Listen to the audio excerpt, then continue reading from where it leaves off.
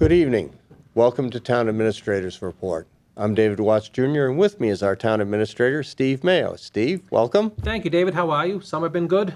Summer's been good. We're back after our hiatus in July. Right. One might say it's a milestone summer for you, but we won't really say why publicly. But a birthday involved with a zero was on the table. So Yes, yes it was. Yes it well, was. many more, my friend. Many more. Thank you very, very much. And also with us is our Town Engineer, William Renault. William, welcome. Hello, David. How we doing? Been a while. It's been. This is my second or third time here, so. Well, it's, yeah, in 16 seasons. So he's up on the list of repeat guests, though. He is. We have to say that, though. He is. And the reason he's here today is that we're talking about the Oak Street, Greenwood Avenue intersection realignment project, which is a mouthful, but it's to solve a problem that's been there for decades. Absolutely decades. And I seem to recall the driving instructors, when we had to take driver's ed, maybe took you through that once and then avoided that after that because it just wasn't really worth it. Yeah. Well, kind of in my case, it was always down the street from one direction or the other from where I was living. So, you know, it's been a familiar spot for way too many decades. Sure. But of course, in the last couple decades, it's become even more treacherous because just driving in general is become more dangerous. People don't stop at stop signs. People don't slow down. And between all of the blind spots in this area, as well as you know, the way that the streets come together, makes for the fact that we haven't had a major accident there is pretty amazing. Yeah. I think the other thing is that people seem to be way more in a rush than they were years ago. I don't understand why, but people are. A lot of people are texting and are on the phone here. Right. And that makes a big difference. Absolutely. Well, and the other thing, too, is also Greenwood Avenue has become a cut-around. Greenwood Avenue to Green Street or Oak Street has become a cut-around for people who don't want to go through Greenwood Center. Right. Right. So just traffic alone on Greenwood Avenue has increased markedly in the last decade or so. And I think it's safe to say if we were, designing, Design America, you can go to those, games now and classes and design a city. Yeah. You would never design an intersection like this today. No. So, No, and this intersection goes back quite a few decades. Yeah. Quite a few decades. Because that part of town has been developed over the last century. right. So let's talk about what we're going to do to maybe solve this problem. Sure. So, obviously the big thing, being a five-way, intersection is somewhat unique in general. And the huge sea of pavement, that's definitely not something that you want to have as you're kind of going through the intersection, especially when you can't see all the legs of the intersection. So as you know, I remember my first time driving through it, and I really didn't know what I was really supposed to do. So it was kind of more of like a chicken and egg. Are you going to go? Am I going to go? So Well, and one of the problems is where the stop lines are located, and it's true of the four major parts, less so of where Greenwood Avenue makes that right turn, are far enough back that between hedges and garages, you can't see what's on the other road that's intersecting in to your left or right. You need to stop and creep. That's Yes. what you're doing. You're creeping in. Exactly what I was going to say. Yes. So this, as I'm sure you know, we were working on a townwide bike and ped plan that, kind of looked at a bunch of stuff. But one of the main things we did is we had a survey that was done early on, which we had a good amount of responses, about 360, back in, that would have been fall of 21. So this goes back a ways. And this intersection was identified by a bunch of folks as a need for improvement, safety improvement, that type of thing. So So we move forward with kind of looking at conceptual layouts and whatnot. Yeah. And really, the reason we were doing it and advancing it was because we knew there was a really good opportunity here for grant funding. So, my office looks at a lot of grants, each year. We're usually successful for a handful. This is an example of one that we actually were successful on, and we'll go there in a few. But we had a bunch of meetings, public meetings for this bike and ped plan, 11 in total. This project was always identified as something within the plan. It took us until about March of '24 to wrap up that whole effort with the town council and for them to adopt it. But even before that, we were having project-specific meetings and trying to see what folks would want to see out here. So we did some neighborhood outreach meetings in 2022 in February, and then also met with the Traffic Advisory Committee on our preferred alternative in June of '23. So we really came up with two concepts. Because of the size of the pavement that's there, we actually can fit a little mini roundabout there. So we looked at that as an alternative. This was actually our preferred alternative going in, and we had the neighborhood meeting.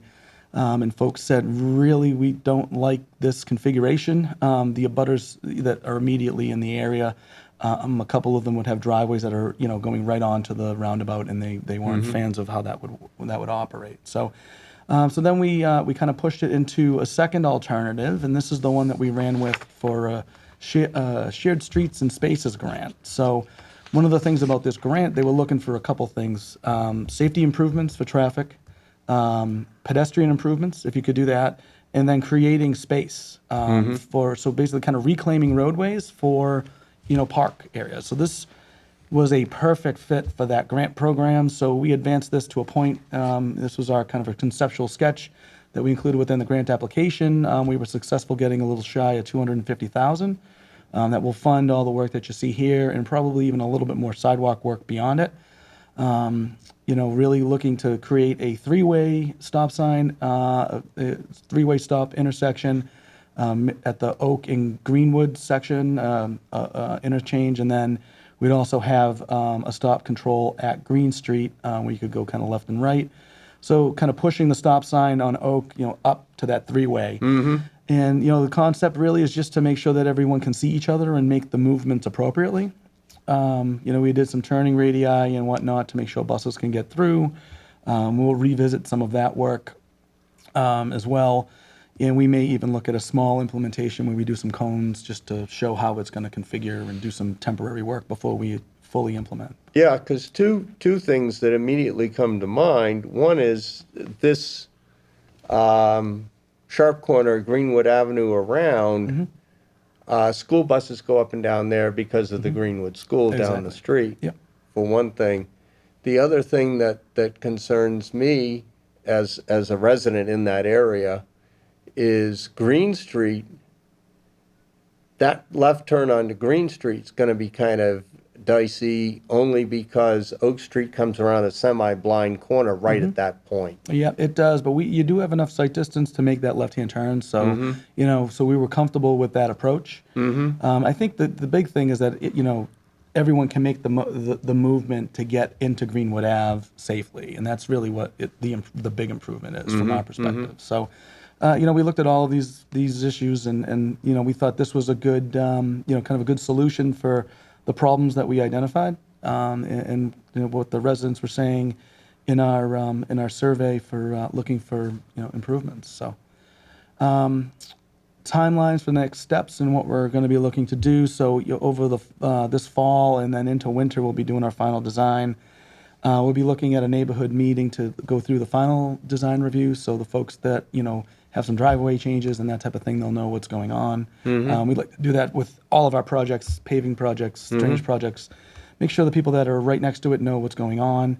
We'll also go to the town council for a presentation as well, so they'll see final plans.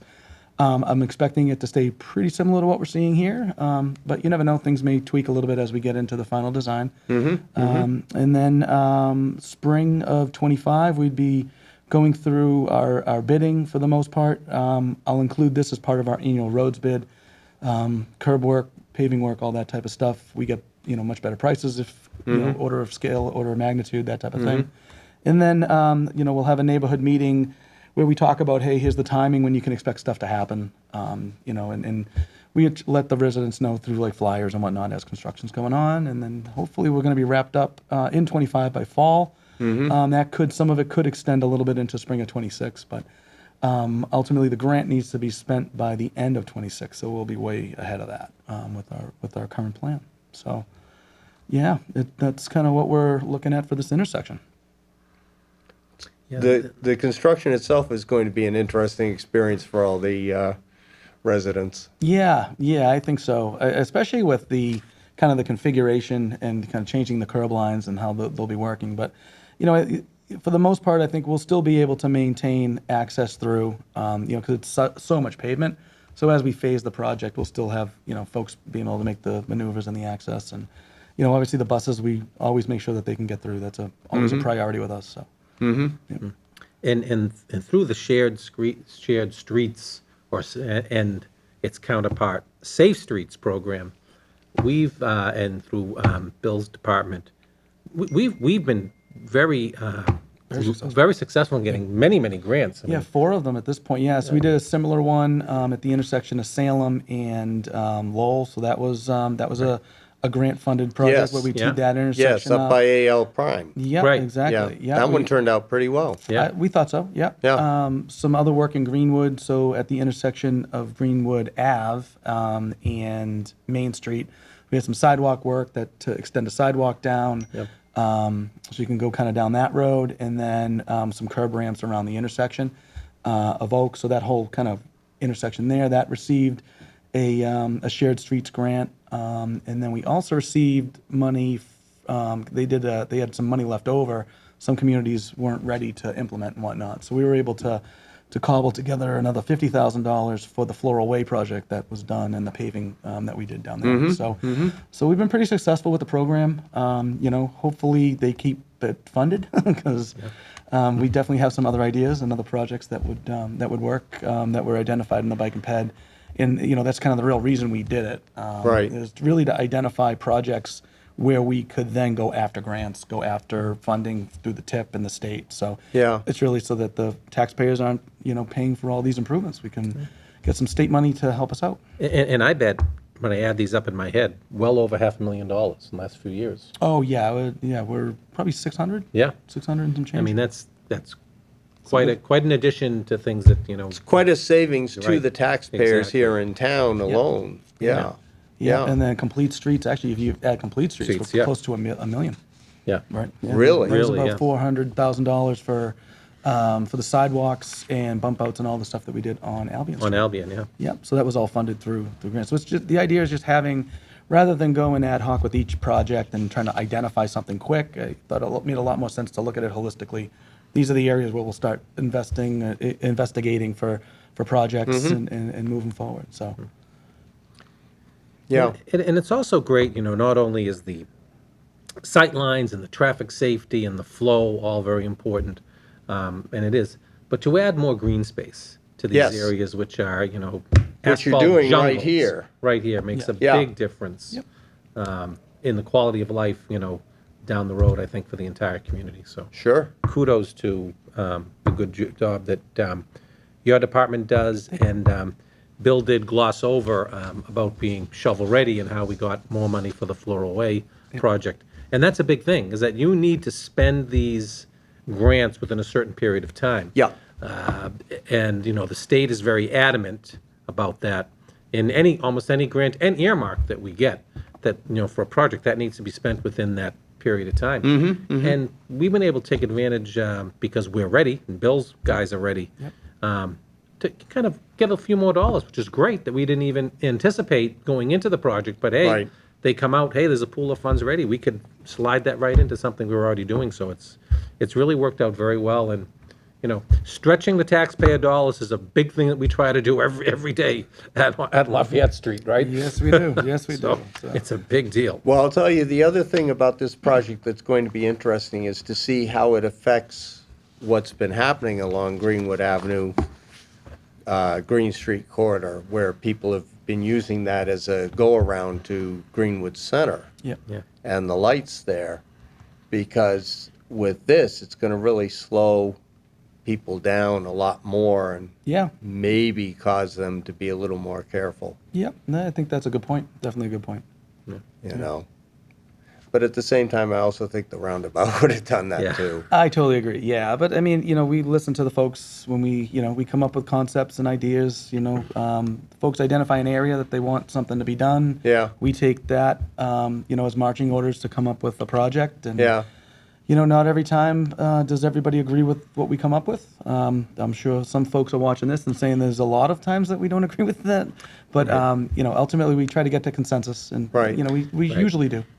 And yet we've seen examples in Melrose, for instance, at Green Street, where they put a roundabout in a similar situation to this, and it's worked out brilliantly in a residential neighborhood. Yeah, you see it happening a lot more. I mean, we were talking before before we went on air, and Belmont's done a bunch of them in Belmont, where they're Yeah. in little neighborhood areas, and Yeah. they had weird intersections like this, and it really made things a lot easier. A lot of offset intersections. That's usually where we're seeing them done, and that's kind of what we have here too. Well, and So- I'm one of those who actually prefers that approach. To me, it seems to smooth the whole transition of traffic much better than lights or stop signs often do. Yeah, yeah, Yeah. oh, definitely. I agree, and I think the one in Green Street and Melrose has worked out very well the number of times I've gone through there.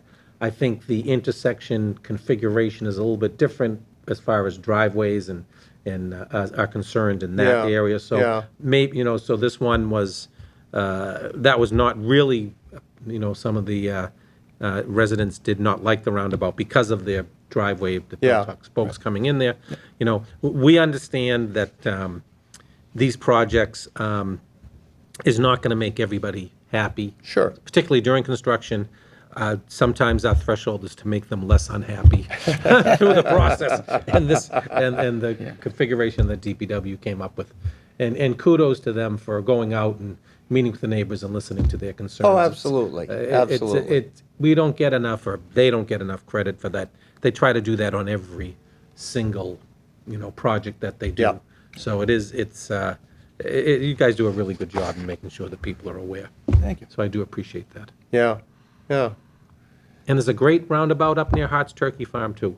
So Yes. they're not foreign, they're not just in Europe. Yeah, that's No, true. no. Well, Massachusetts has always been, a place where roundabouts have been used. Of course, we have the one at the. Rotaries, Yeah, the anyway. rotaries, Rotaries. yeah. You know. Roundabouts are the Rotaries, mini yeah. ones. We Yeah. have the big one up at 129 up at the head of the lake. that's a which rotary. they repainted, a few years ago, and is still somewhat Right. of a challenge. Yep, it's definitely it is. interesting to go through, but you got to remember where you're trying to go. Right? Yeah. Make sure you're in that right lane. So. And how, yeah. Right, yeah. I'm still trying to figure out who came up with the idea of the right-hand lane coming down off the highway Yep. and the right-hand lane coming around, Yep. both being able to exit at the same time Yep. without slowing down or stopping. Yeah. So far, nothing's happened It's an that I'm interesting- aware of, Yeah. but Yeah. Yeah, I You think know, they it's kinda gotten look at interesting. They look at Right. it kind of more like a weaving lane, like on a highway, so Yeah. kind of like the interchange of 95, 93. I think that's kind of the thought process. And just so that my office and Bill's office doesn't get calls on that, Yep. that was the state. That wasn't us. That's okay? true. Yeah, no, that's We had one- nothing to do with that. no, that's Route 129. That's not. We woke up and it was painted just like everybody else. So, but no, this is going to be interesting, and there will still be another public hearing coming down the pike. Public hearing and then neighborhood meetings for folks around there. So, everybody can come out. We're always looking for feedback. We try to address everything we can. Probably 95% of the time we get to consensus. And for new residents in particular, and we have a lot in Greenwood. The best way to find out where and when these meetings are happening is on the Yep. DPW site. Yeah, well, it's going to be on our town calendar for all the public hearings and meetings. Those are, Yep. that's where we do those. And then, for folks that are in immediate neighborhood, we're flyering you. So you get something in your door or telling you that here's the time that we're looking to have a meeting. If you can't make that meeting, here's our emails, here is our contact. Call us, we can go through it with you individually. If you want to come into the office, you can always come into Lafayette Street. We're on the first floor. Happy to help. There's always an engineer in the office most of the time to take care of that. And, if not, they'll always get back to you. So, Sure, yeah. sure. Excellent. Yeah. Yeah. This is going to be interesting to see. It'll be a good one, Yeah. I think. Yeah. Yep. Yeah. A lot of changes in Greenwood. Yes. There are. Yes. Yeah. We're coming in to pave a lot down there. So, Yeah, the that's- upcoming years, you're going to see a lot of construction down there. One of the things, because I live on Greenwood Avenue, only a few houses up from Pittman, they've been doing a lot of work on Pittman this summer. Yep. So we did some sewer work, so there's some sewer lining work. We have some drainage work that's happening. So we do all these utility projects prior to going into pave. So Pittman is on our paving program that was just awarded. So, we just try to stay ahead of all that. We have some work coming up on Grafton as well, and Harrison. So you'll see some work down there as well. Trying to think of other things that we have in Greenwood. We will have some gas work that's going to start up, and that'll be next spring, I believe, at this point, from my last meeting with Gas and Light. So they go ahead of us, then we Yep. come in and we're going to repave and kind of redo that whole corridor in there. Where are they going to be doing that? Because they were doing Oak Street earlier this year. Yep, so it's from Oak Street to the town line. Okay. Yep, and so that's one of our paving areas that we want to get into. National Grid also has a project that they're looking to do, so they're contacting us about kind of timing and when they can get that done. So that would be from essentially from Nahant to Oak. So that's the stretch that they want to put one of their transmission mains in. for Right. us. Yep. And The other street behind me that a lot of residents have complained about is Madison Avenue, Yep. which is in really kind of shaky shape right Yep. now. Yeah, there's we have a lot of those streets. The goal is to spend the least amount of money on the treatment. That's kind of what we try to do. So, so we take it and evaluate it based on traffic count as well as the cost to do it. So that's what we call kind of our benefit value. And the higher the benefit value would typically be on main roads. So I peel off a certain percentage of that so that we get to side roads. Where they are specifically, I don't have the answer on that one. I didn't bring my roads outlay on it at this Right. point. But if they want to have that happen, we'll probably be looking for some additional road funding in upcoming town meetings. So that would be a great place to get out the vote and support us. And we'll get there at some point. That I can tell you.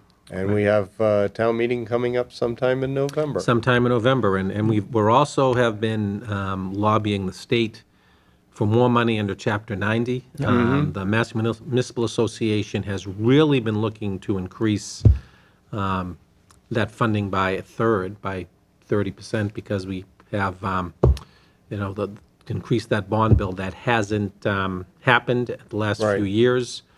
But We're seeing the millionaires tax though. That's trickling down to us though. So that is trickling in other areas, but Yeah. we'll see what happens with Chapter 90. It's been, because, that basically that formula has stayed almost the same for a long, long time. Stagnant, yeah. Stagnant, Yeah. and prices have gone way up, so Yeah. we're, $600,000, 20 years ago went a Right. much longer way than Yep. it does now. So it's. Yeah, that hasn't changed in my 16 years. Yeah, in no, I municipal don't think it service. has, yeah. So, Yeah. yeah. Yep. So it's. No, and that's one of the things we focus on every spring Yep. is what that money's going to be. Yep. Of course, the problem this year is that being an election year, the state legislature completed its business much earlier than normal. Well, I wouldn't complete it is a stretch. They still left a lot of few things on Adjourned the their table. business. Adjourned for the summer. Yeah, adjourned until Yeah. next They January. still left a few big items unfinished on the table. So, Unfortunately, yes. Yeah, And the budget was late again, which, hey, it's the way it is. We kind of saw that when we We were know, talking about the yeah. town meeting. Yeah. Yeah, yeah. Steve, what else do we have coming up for the fall? Well, Since I this think is our first. this is our first meeting. I would just, while we're on the traffic and safety kind of theme here, the high school kids will be back right after Labor Day. There will be some changes out there. There will be some patterns will change as some of the entrances will be different to accommodate the construction that's going on for safety. Well, and there's going to be less parking too. There's going to right? be less parking, certainly for students. There's going to be some traffic calming measures and additional crosswalks put in, all on a temporary basis for now. So I know that, what happens every year when it's the first few days of school, it's awful. Everyone comes at the same time. Right. Traffic will be horrible. So I am going to, I've been through it many times before as a parent and now on the other side.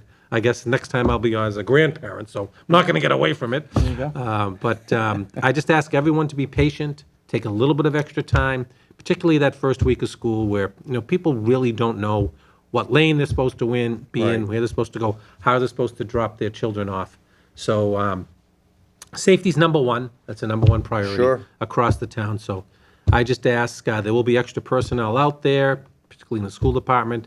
Just take it a little bit easy those first few days and until everyone gets used to it and it'll settle down. And if you can and you're close enough, walking is probably much better than anything else. Healthier. Less cars that come Yeah. there, the Yeah. better. So And actually, by bringing that up, that brings up another question for Bill, and that is the intersection at Farm Street and the high school has always been problematic. Nahant coming in and everything else. Yep. What are the plans for that? We've talked about that for, it seems like, much more than a decade. Yeah, well, you like the roundabout option. That's where you're before. getting it. That's where you're getting it. So, All yeah. right. Yeah, so it's actually a pretty robust plan. So we're realigning Hemlock Road. Yeah. The roundabout will go in basically kind of on to take care of, all four legs. Everything will be aligned. It'll be a one-lane roundabout. We've worked with the high school for kind of the configuration for where the parking lots will be and whatnot.